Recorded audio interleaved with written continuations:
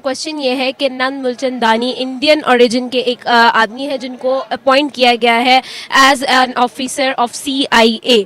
तो क्या कहना चाहेंगे इसके बारे में? ऑलरेडी हम देखते हैं कि बहुत ज़्यादा इंटरनेशनल रिप्रेजेंटेशन नज़र आ रही है इंडियंस।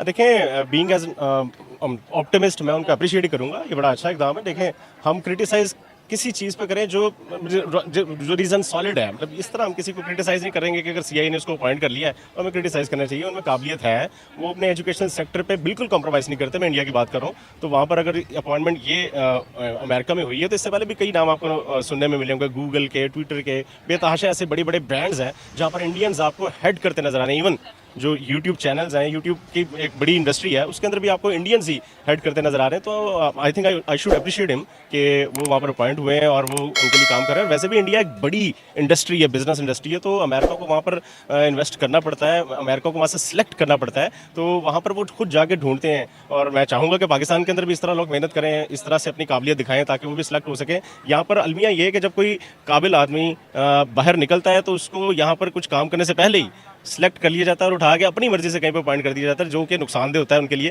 तो ये I think I should appreciate him once again, wish him best of luck.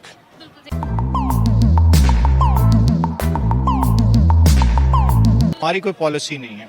जब हम अपना फॉरेन पॉलिसी आज़ाद करने की बात करते हैं तो उसको डोमिनेट कर लिया जाता है, ठीक है, उसको कैप्चर कर लिया जाता है। जो आज़ादी हमें मिलने लगती है तो हम वो आज़ादी को उठा के बाहर फेंक देते हैं, फिर हम गुलामी के अंदर आ जाते हैं। बेसिकली हमारी जो है ना, अभी हम एक पूरी कौम नहीं बन सके। अभी हम कौम बनने की तैयारी कर रहे थे कि उठा के प्राइम मिनिस्टर को बाहर फेंक दिया।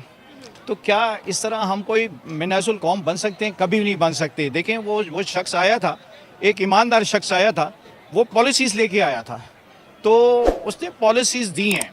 जो पॉलिसीज़ अगर हम वो अडॉप्ट कर लेते, आहिस्ता आहिस्ता, slow and steady wins the race, हम उस तरफ चले जाते। दूसरी बात ये, हमारे अंदर जो है एजुकेशन नहीं है, इलिटरेसी बहुत ज़्यादा है। किताबों के अंदर, दूसरी जगह रजिस्टर्स के अंदर तो हमने भर दिए हैं कि जी हमारा इतना परसेंट हो गया, हमारा इतना परसेंट हो गया। मैं समझता हूँ हमारा 5 या 10% से ज़्यादा लिटरेसी रेट नहीं है।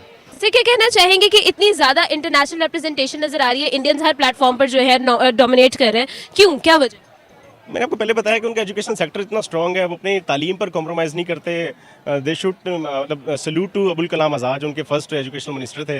उन्होंने जिस तरह से तालीम की बुनियाद रखी थी और आज भी वहाँ पर जो इंस्टीट्यूट्स हैं वहाँ पर बिल्कुल कॉम्प्रोमाइज़ नहीं किया जाता, चाहे वो किसी भी मज़हब से ताल्लुक़ रखने वाला है। वो उसके लिए इंडियन होना ज़रूरी है।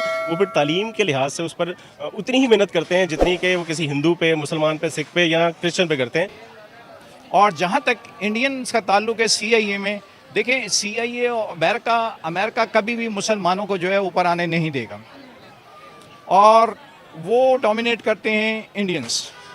वहाँ पे किसी जगह भी आप चले जाएं, नासा में चले जाएं या आप CIA में चले जाएं, IMF में चले जाएं, वर्ल्ड बैंक में चले जाएं, जिधर मर्जी चले जाएं, इंडियंस डोमिनेट कर रहे हैं। उनके यहाँ जो है एजुकेशन है, हमारे यहाँ एजुकेशन नहीं है। अगर हम एक एजुकेशन पॉलिसी बना दें कि जी पहली से लेके मैट्रिक तक अगर जो बच्चे को नहीं भेजेगा उसको करार वाकई सज़ा देंगे। आप क्या कहना चाहेंगे कि पाकिस्तान की अगर हम बात करें तो पाकिस्तान में क्यों हम एजुकेशन पर इतना ज़्यादा फोकस नहीं हो रहा है और किस तरह से हम लोग बेहतरी लाई जा सकती है हमारे सिस्टम की?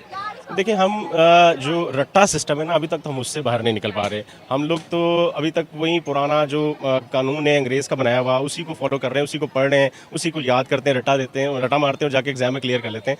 अभी तक हमें ये आइडिया ही नहीं है कि आगे बाहर निकलने के लिए अपने बच्चों को तालीम के साथ तरबियत भी करनी है। वो डेफिनेटली वो तरबियत भी करते हैं, तो हम तरबियत पे फोकस कम करते हैं, सिर्फ सेलेक्टिव रट्टा लगवा के बच्चों को पास करवा लेते हैं। यही अलमिया है कि इसकी वजह से हमारे यहाँ से वो स्टार्स नहीं निकल पाते जो दूसरे ममालिक से निकलते हैं। सर, हर जगह पर अगर हम देखें तो इंडियंस हमें रिप्रेजेंट करते नजर आते हैं। अगर हम गूगल की बात करें, IBM, माइक्रोसॉफ्ट, ट्विटर, हर जगह पर इंडियन CEOs हमें नजर आते हैं, डोमिनेट करते नजर आते हैं। आखिर क्यों है ऐसा? उनका एजुकेशन सिस्टम में आखिर ऐसा क्या है, क्या वजह? देखें, पहली बात तो ये जो एजुकेशन वाली बात है ना, ये आपकी सही है, क्योंकि हमारी और इंडियन की एजुकेशन में बहुत फ़र्क है। उनकी एजुकेशन हमारे से बहुत अच्छी है। उनमें तकरीबन समझ लें 85% जो है ना मुल्क के लोग एजुकेशन, हायर एजुकेशन है, हाई एजुकेशन। हमारी एजुकेशन बहुत कम है। अगर थोड़े से लोगों के पास एजुकेशन है तो उनकी वहाँ तक अप्रोच नहीं जाती। आप अरबों में किसी मुल्क में चले जाएँ, यहाँ भी जो अरब की मल्टीनेशनल कंपनी है, वहाँ भी CEO जो हैं बैठे हुए हैं, GM बैठे हुए हैं, मैनेजर बैठे हुए हैं, सारे ऑफिस में इंडियन ही वर्किंग करते हैं, पाकिस्तानियों को वो वर्किंग का नहीं जॉब देते। तो इसलिए वो एजुकेशन बहुत करती है। आई थिंक कि लोगों को भी इससे इंस्पायर होना चाहिए और ये एक अच्छी अचीवमेंट है that's just because of their education system and they are very struggling people I think so कि वो लोग बहुत ज़्यादा कैरियर ओरिएंटेड हैं और जो न्यू जनरेशन है उस पर बहुत ज़्यादा स्ट्रगल कर रहे हैं और उनका एजुकेशन सिस्टम इसमें बहुत बेहतर है और जो पेरेंट्स हैं वो बच्चों के लिए वो बहुत सीरियस हैं मतलब